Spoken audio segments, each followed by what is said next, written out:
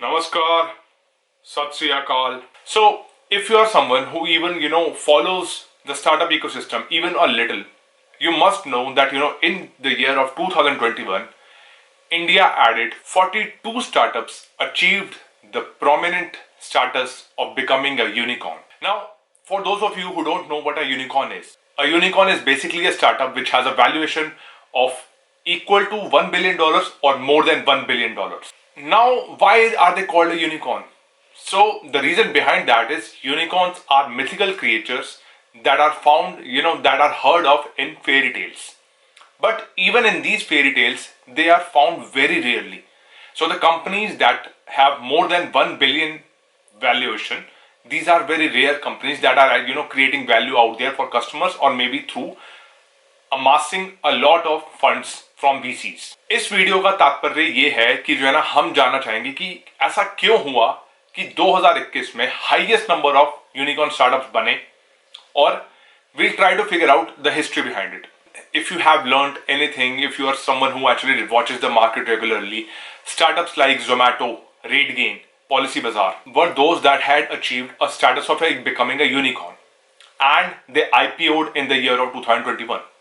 So, because when they IPO'd, their investors actually proved that by investing in these startups early, they were actually able to create money. Because before IPO, all that wealth that a startup has, it's mostly paper wealth in the form of stocks or stock options. That is only on paper, but not on real world. However, after IPOing, the founders and the investors made a lot of money for the shareholders, for the people that are working in that company, and the later investors that actually came and participated in their IPO. Also, the founders of these startups actually proved their mettle by making money in the market, and this factors in my video on leverage, which you can see here, because it is based on your decision making power, and the impact of the decisions that you make also compounds. So let's take for an example, even if the founders of Zomato, Policy Bazaar, or even RateGain or Paytm, even if they actually leave the organization and maybe start something of their own, they will still be able to go out there and raise a lot of money because they have proven their ability in the past. Now let's take a look at the history of VC funding. Right now in 2021, there are 540 active VC funds, which are pouring capital in the Indian startups. And because of Pareto principle, 20% of all the startups that are right now out there will able to make the most out of that, out of this VC funding. So 20% of these startups will be able to raise 80% of the money that is flowing in the VC funds. And because there are 540 VC funds, there will obviously be competition amongst the VCs to participate in the most valued company, or the company that is actually creating the maximum returns for their investors. But would the founder actually would want to actually dilute their equity that much amount? Would they actually allow every VC fund to participate in these in their VC fund deals? No, right? They are actually going to make sure that they get the most bang for their buck. Therefore, VCs will actually put in more and more money because there is competition amongst themselves. But the founder will dilute the same amount of equity. Hence, the valuations of these prominent startups like Cred, Licious, Mamaearth, they will increase higher and higher to reach the unicorn status faster. Also, did you know that Flipkart became a unicorn in 2012 in its fourth round of funding led by Naspers Group? So it was started in 2007 and it took 5 years for Flipkart to actually become a unicorn. Whereas there are startups like Mensa Brands, which became a unicorn within a year. Cred became a unicorn in 3 years since its inception. So there is a lot of money being poured into the market by financial investors, be it retail investors because there are a lot of companies that are IPOing, or by VC funds that invest in late stage or early stage companies. So I was wondering that what are the reasons that actually led to this inception happening, because this did not happen overnight. This was years in the making. And let's take a back look at the history of what actually happened to make 2021 a historical year. Number one, 2008 financial crash. Because of this financial crash, a lot of NRIs actually came back to India with the goal of building global businesses from India. So companies like Flipkart and InMobi, one of the most respected startups of their time and companies right now, were actually found during this time. A year later after that, Zomato and Quaker were founded.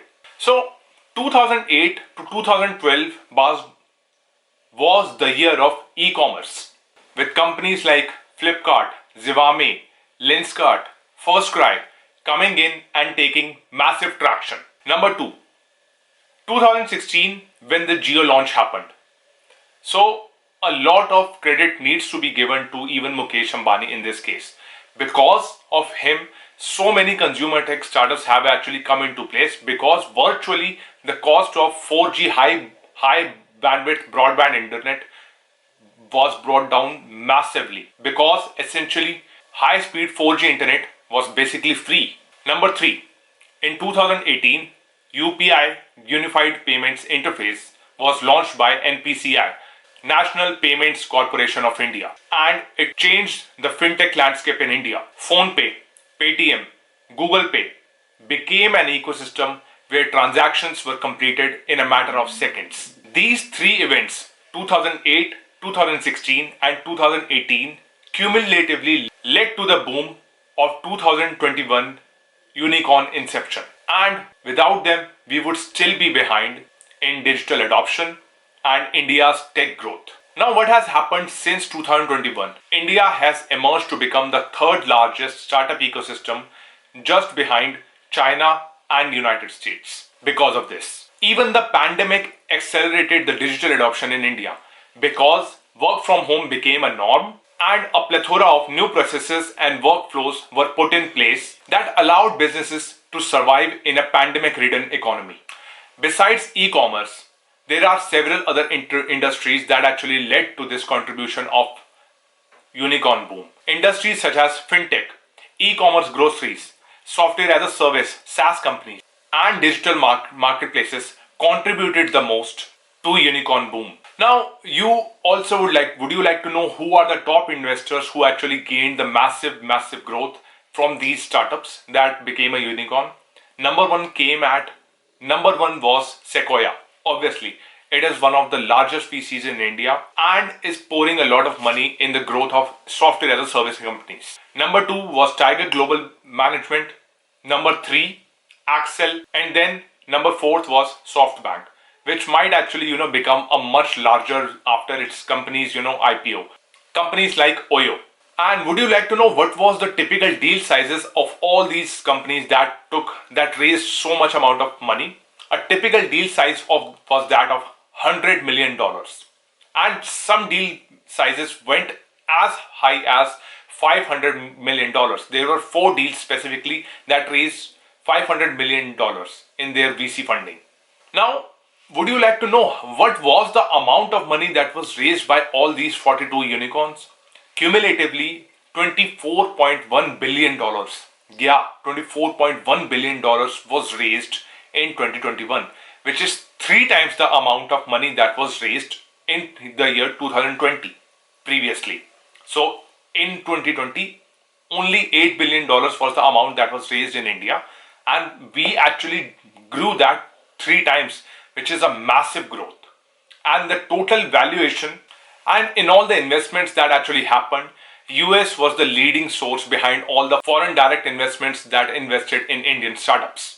The valuation post the investment of $24.1 billion came around a close $21 billion was recorded to be an estimate of somewhere around $320 to $330 billion of the total amount that was actually flowed in India as per experts. So this was the history behind 2021 unicorn boom and the industries that contributed the most to its growth. Do you think that 2022 will actually break the record set by 2021 by creating